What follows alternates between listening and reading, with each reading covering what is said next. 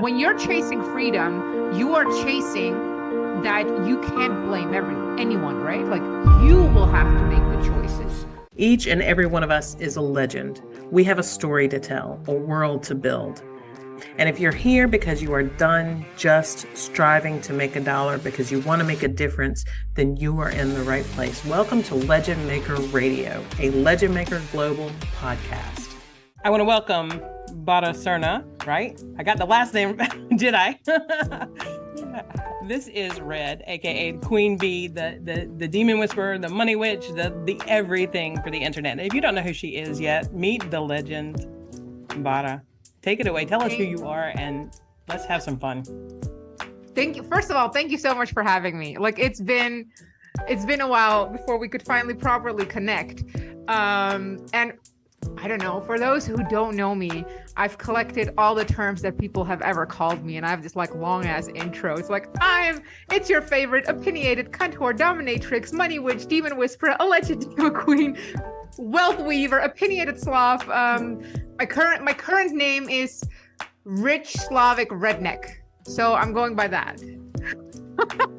I dig it. I love that you like actually had all those memorized and were able just to let them flow so easily. That's amazing.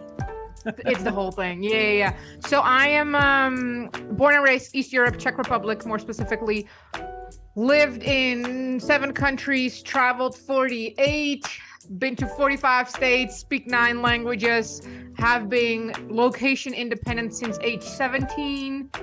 100x my life. I'm very opinionated on the Western culture. I love being of the Western culture, but I have a lot of opinions about it.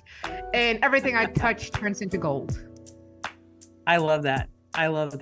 And so that is a laundry list that not many people can claim. So what was your inspiration for getting out there and what keeps you wanting to move around? So I am in this weird phase right now where I'm absolutely done traveling and moving around. So I feel like I'm currently starting my roots and my building phase. So I'm looking for a place to really settle and, build life. Prior, the traveling has been mostly a career-related occurring. And after I didn't have to travel anymore, it became I have so many friends everywhere, so many people online. I used to do stunt riding. I used to do Spartan races. Now I do archery. Like I've lived so many lives that are internationally connected. And I'm like the extroverted extrovert that you'll probably ever meet. So I'll have people everywhere. So now it's just kind of like, hopping from friends to friends and meeting people and doing things that we used to do. Yeah. Well, that's what life is about, isn't it? Like it's not necessarily about accumulating stuff, but accumulating memories, accumulating experiences and skills. And so it looks like you've mastered. Yeah, I'm lucky. I have nothing. I call myself the luckiest person alive. I am outside of being very opinionated, as you know, from all my social media. I feel like I break people's brain because I will also happily, without any problem, cry the most deep, profound gratitude. Like you'll see me in all versions and absolutely not in an unstable way. But I do everything aggressively, including being grateful for life. Which I think is one of the life hacks to life, which it's a cycle, right? Where everyone's following and these things and be like, once I get it, I'll be grateful. And I'm like, y'all don't understand how it works. That's not how it is. How'd you figure it out?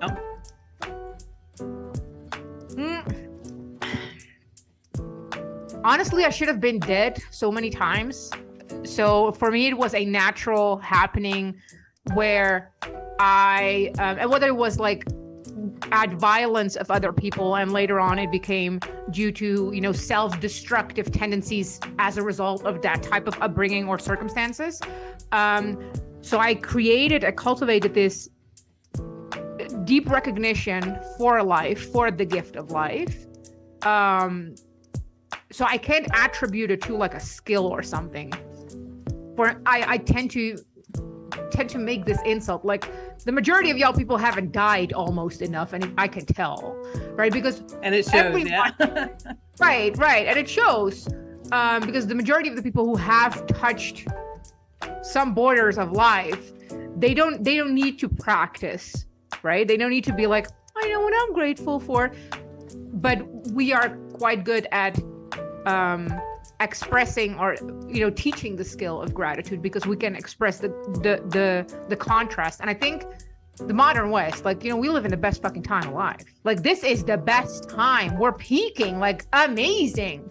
Life is safest. We can communicate. Information is accessible. We're not subdued to a country daddy only, right? Like, it's the best time alive. So I think we need to utilize the unique sparkle that we are for being alive in this moment, and that we don't have to learn all the lessons ourselves, because that would be a costly thing. True. Right? True. Yeah, so we now, can learn from other people's lessons. Exactly. So when you say, like, okay, and see, I can tell a sense of, or I get a sense of your, I hate the word authenticity, but like the depth to which your gratitude comes, as opposed to people who are trying to create a transformation and haven't like experienced that bottom level, of, oh my fucking God, what am I going to do now? Right. Well, so I hope, and I think that it's better for everyone not to wait until they reach that bottom level, because you're losing a lot of time. And we can, like, one thing that I really hate, especially about the online world, we're like, oh, I'm grateful for what I've been through. It made me who the fuck. And I'm like, hell the fuck no. I'm grateful that I survived and I overcome, but I would have been way further in life if it wouldn't be for these things. So I am absolutely not of the glorification of certain hardship. However, I am in full acceptance of the hardship, right? And I love that.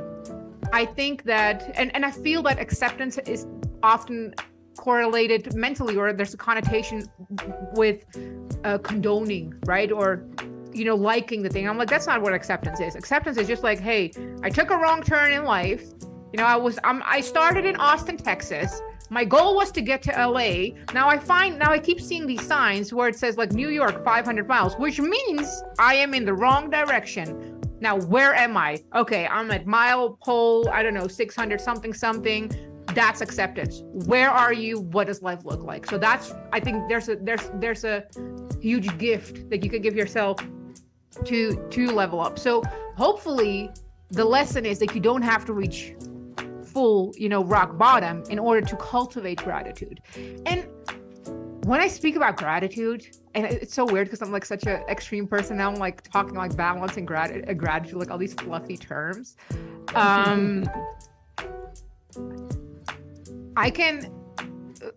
The skill of gratitude, right? It's the recognition, like, so I have a fake nose. I bought my nose, right? So, but at the price of like it not working really well. So there's days where my nose doesn't work really well.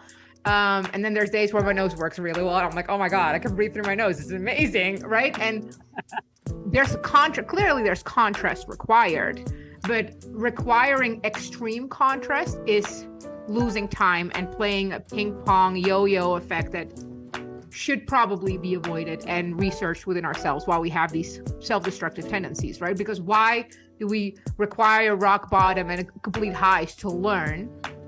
So using that as an example, we all know, like, when you have a sniffle and then a week later you're like, I can breathe. Like, the contrast of that, you can cultivate that in anything, right? Remembering, hey, you can buy, a brand name Coca-Cola instead of, 5-10 years ago, you were searching for the quarters in your winter bag to buy noodles, right? Or maybe you are there right now. It doesn't matter. We are constantly in our mind so much ahead when we have to pause, do the acceptance thing. And I usually use the analogy of the Mount Everest, right? We're climbing the Mount Everest and we're constantly focusing on top. Oh my God, I have so much left to go. And I want everyone to pause, turn around, look down to Mount Everest. First of all, can I curse, by the way? Absolutely. Oh, yeah. So turn around, look at all the motherfuckers that remained downstairs at the Mount Everest, criticizing all the Mount Everest climbers. Like, did you see her? She's going so slow. Did you see the shoes she's wearing? Meanwhile, they are so small, right? And aside from the people who are left behind, look at what your Mount Everest has been. Like, what was it a year ago? What was it 5 years ago? Because we forget that wherever we are right now is a direct result of what we wished for at some point. And we might not completely been there yet or be there yet, but we're absolutely on the way. Right. So we're climbing the Mount Everest in flip-flops. I love it. And you people forget so often just to do that. And that is probably one of the things that you could do that would propel you faster. Oh, look what I've done. Look what I've done. Look what I've done. So pay attention, people. Absolutely. This is why she's a legend. Charmer. And I feel that, and I think this is Melanie and Lara or Cassie or some of these ladies in that corner where they always say 1 foot in gratitude, 1 foot in desire. And I do think we're complex being. We can totally do two things at once. Hold the duality. Hold the duality, hold the line, as I would call it. And the thing that we need for a future or obtaining goals or a better life, wherever life is right now, is the evidence that we are capable, right? Which is what gratitude does, because it pulls you back. Like, look what I have done. Look what I have gotten through. And it might not be because usually it's not. It's like it's not fast enough. Calm down, little sparkle. We'll get there. We'll get there. We'll get there. Well, that's a good point about gratitude. I've never really thought about that because usually if I'm forcing myself to sit down and be grateful, it's because I'm in a foul mood and everything is pissy and whatever. So I'm in there where I'm grateful I got a house. I'm grateful for my health. I'm grateful for these bunnies, blah, blah, blah. But it's never been, I'm grateful that I did, blah, blah, blah. I'm grateful that, what I've done has gotten me to where I am. So that's a really good point that would probably 10x the gratitude game if people would pay attention to that point. So tell me a little bit about the Dollar Academy. Is that the one that you just launched? But you're not. It says opening in July, so you're not going to be doing that again until July is closed. So I'm going to be doing it twice a year, and the Dollar Academy. So all my money teachings started out of annoyance, mind you, because everyone around me kept being like, can you teach me how to make money? Can you teach me how to have the wealthy mindset? I'm like, I need y'all to shut up. Like, I will make a course. I just need y'all to shut up. Like, I need everyone to stop asking the same questions. Because I semi-retired at age 33, so I don't have to work. But I'm a triple Capricorn, even though I don't care about astrology. I'm a triple Capricorn, so hustling and grinding and creating stuff is definitely, my corner of the world. So the initial money course, I had like 80 people sign up. Then I went out of it because the world happened. And since my outlook, experience, and knowledge about money has evolved, I'm like, we need to do this a new way.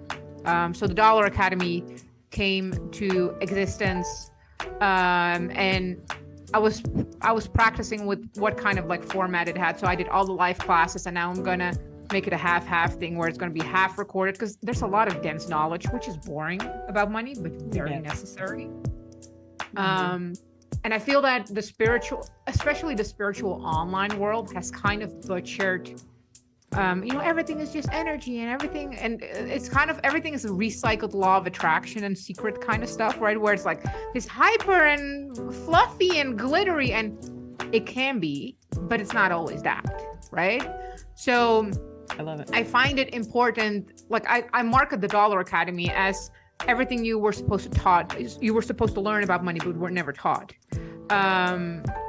And that goes including, going about governments, going about the Fed, how taxes work, and regardless of what your opinion is about it, everyone knows my opinion about it, but what your opinion about it is, I feel it's important to understand how certain things work. And I'm using the car analogy where if you want to fix your car, you'll have to know first the mechanics of the car, right? Because otherwise you're like, okay, I think this thing is broken, but what is it connected to? I'm gonna guess. And money economy is the same. So there's a very dry, boring, theoretical side to it that you need to understand, because when we speak of money, right, we speak of like, we have like venture capital and this and this. We have all these big words and everyone's like, I don't even know what that means. I got you. It's been left out. I got you. So exactly. Talk about your opinion. You said everybody knows your opinion on the taxes. Is that what you meant? Go ahead then. What is it? So my shirt says there's nothing certain. There's nothing certain. I love it. For me, except for death and no taxes. No taxes. No taxes. No taxes. You know what? I read it and it did not even click because the saying is death and taxes, and my brain just skipped over it. Right. No, so I realized, and I preface this, like, I realize I am biased to, I call it country daddy, right? The government, because I come from a former communist country. So me and governments have kind of a sticky relationship. More so than anything. Can I preface this with a story? Absolutely. Okay.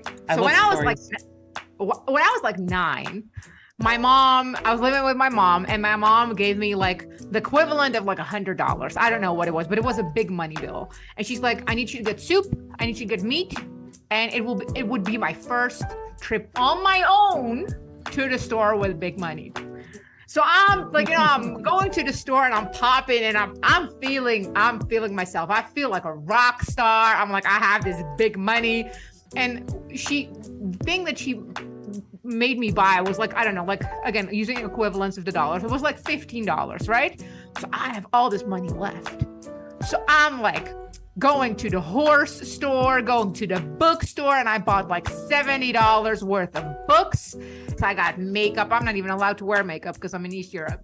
And I come home, right? And she's like, okay, did you get it and everything? And I put the bag with like the meat and the soup on the table. And she's like, and okay, so give me the change, or you're gonna put the change on there. I'm like, there's no change. And she's like, what you mean there is no change? And I'm like, well, I spend it. On what? And I'm like proudly almost presenting my treasures, right? Like my books and everything. And she's like, you spent $85 without my permission.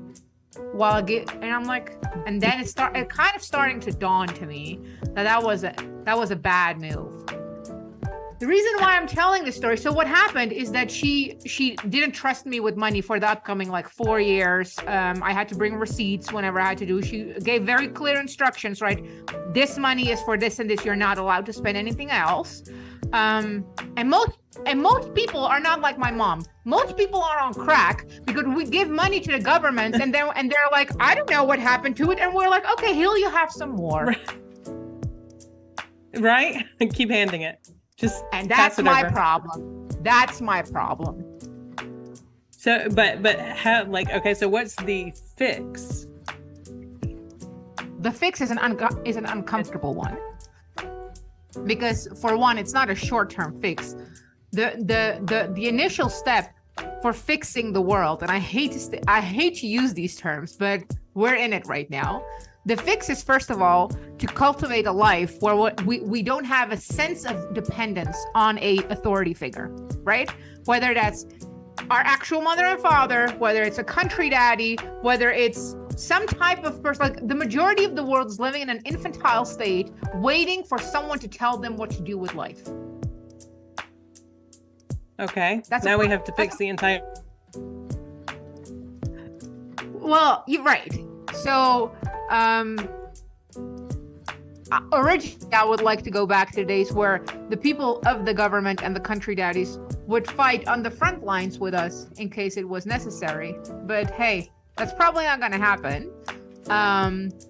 But mostly, it's cultivating a backbone, integrity, and you being the decider of what you do with life, rather than having someone give you permission for what life should be.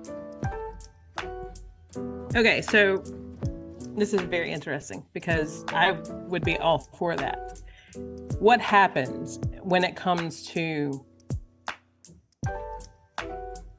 I guess in that way, are you saying then that we don't have to have laws because everybody's reliant on themselves?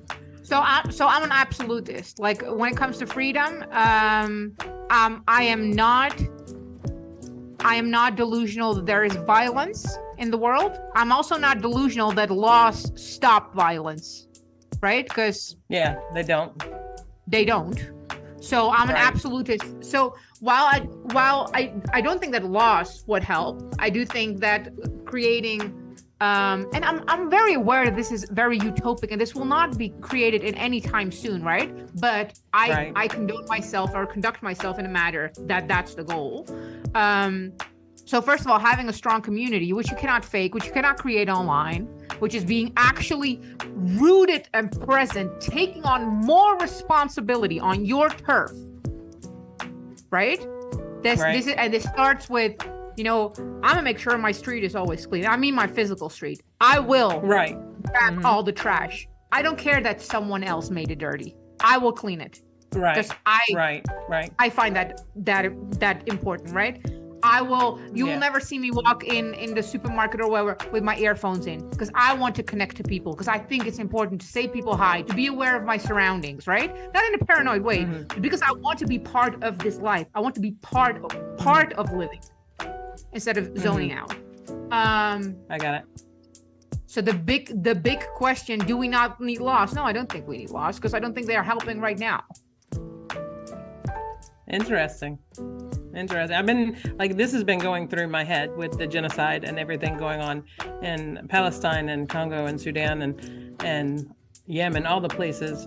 And so I'm like, so what's the fix? Like, how do we, there's nothing, the big bullies, the governments that are just using people as pawns. How do we just, And so that has been the topic on my head, is how do we function? How do we create a society where we don't have to have these things, have whatever? And I love the idea that, everybody take care of their space. You know what I mean? Like, everybody, be responsible for what's yours. Be responsible and take care of it. We are also guardians and stewards of the animals that are in our vicinity, of the earth that's in our vicinity, not just the cleanliness, but we can grow our food. We don't have to kill all the bees by having these fucking manicured lawns and shit. Anyway, but I wanted to see what your take on that is, because I didn't know that was your, one of your things. Right. Well, in venture of full acceptance, the beast is way too big already, right? That's like wanting to not Facebook exist anymore, Amazon, regardless of I'm absolutely enjoying and are for these platforms. We have missed the place where we can completely turn it around. So full acceptance there, right? Like that, this is the reality. However, I do think it is up to the individual to stop adding to the momentum of the beast and stop. And the solution is take on more responsibility, which is probably as anti-sexy as it is can get, right? Because everyone wants faster solution, faster this. So I'm pro-capitalism, obviously. But regardless of what you think of money, money makes the world go round. Being poor is not going to solve shit. Being poor makes it worse. Being poor is where all the crime comes from. Crime and just like your ability to affect things does not in a positive manner or in a way that you want to align your values with life, does not happen in poverty. It's hard because your circle is very small because you're dependent on survival and financial overcoming, etc. So whatever you think of money is irrelevant. Acceptance, number one. Now get more money, get better at money. That's always a step in part of the take on more responsibility. And I am not delusional that violence and war, could be eliminated, because they cannot. They're part of nature. I do, like you mentioned prior, I do have a problem that these country daddies are living their best life and other people are waging their wars. That's a problem for me. Yeah, that is a problem. So I guess, and one of the things that really sort of makes the online space a place of potential is that we do have the ability to help put our hands backwards and help people pull themselves up, right? Like you said we are living in the best time ever because we have that ability to reach the corners of the world that we never could reach before.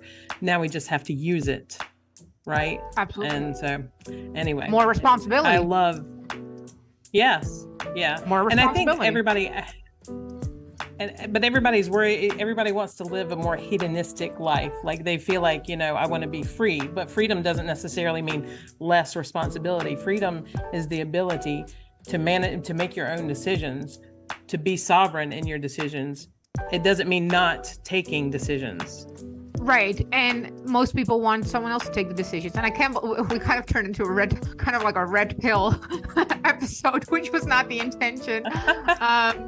But it's definitely right. Freedom is the ultimate highest form of responsibility, because when you are chasing freedom, whether that's financial freedom, and I would say that freedom is generally rooted in some type of financial literacy and abundance. But when you're chasing freedom, you are chasing that you can't blame anyone, right? Like you will have to make the choices. You are eliminating all the walls and filters that are between you and freedom. So the more freedom you're chasing, the more responsibility you will absolutely have to take on. Now that's shit. That's fun when it's good. That's really shit when it goes bad. Because now you have no one to blame. I have no one to blame. That's it. And that mirror is often cracked and jaded. Right. So on a personal level, regardless of what you think of country guys, I do think taking on more responsibility, even for, and again, full acceptance, what happened to life doesn't blame is a child game. Right? Yeah. What is the consequences from the things that I have, what do you call it in English? Reaped, sowed? I don't know the word. Yes. You know what I mean. Reaped. Right. Yeah, you're right. Immigrant here. So what are the consequences? And I think one of our mutuals recently and I got into an online discussion about this, where I'm like, people operate from this notion that the world should be a prettier place, or it should be more safe. And I'm like, first of all, you're delusional, because there's no one in nature, there's no sheep or antelope in nature going like, well, can I talk to someone because the lion has really sharp teeth and I just like don't think it's nice that the lion's so fast and that the lion chases me? Like, that's not a thing. So while everyone, it's not a thing. While everyone's mentally masturbating about, I want to be more of nature, they absolutely do not like the parts that are of nature, which is absolute harsh violence and like survival of the fittest. But yeah, so the thing is, you can only become stronger. The world doesn't get softer. No matter how many leftovers are mentally masturbating about loss and what cannot be said and what should be said, the world is not going to get softer. So what are you going to do? No. You have to take that responsibility. So not sexy. So not sexy. I love it. I love that we have had this conversation today, and I really, really have to tell you, like, I was like, you are so worldly. I appreciate your wisdom. I think it's important to realize that anyone in the modern West is like disregarding the lucky lottery you must have won to be born in the modern West. Like spitting that luck in the face by being like, hey, I could have been born in a fucking China child factory somewhere, or somewhere in, a fourth world country hauling water just to get by. But no, I live in the modern West. I have access to the internet, to a new iPhone every 2 years. And I do not have to worry that lions are going to eat me or that someone's going to shoot me, right? Because there's just violence and turmoil. If you live in the hoods of Brazil, I can guarantee you life is significantly different. Yeah. If you live in East Europe, like coming from a place where there was no electricity, I guarantee you life is different. Like, how dare people, and I don't get offended, but I get offended by this. How dare people disregard the lucky lottery they're part of? That's true. That's true.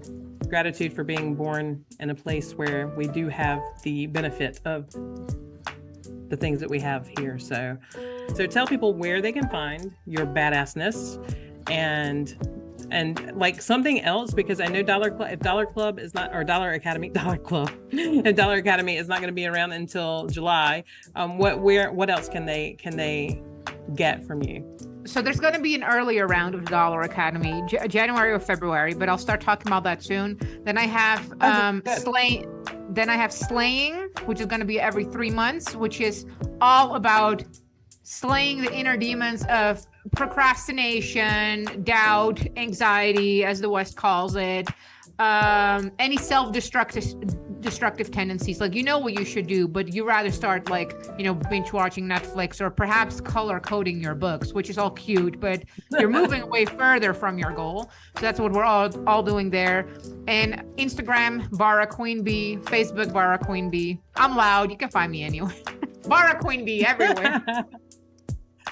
Bara Queen Bee. We got together finally, right. and yes. I deeply appreciate your time. And that brings us to the end of another Legend Maker Radio episode. Thank you so much for joining me today. I hope it was valuable.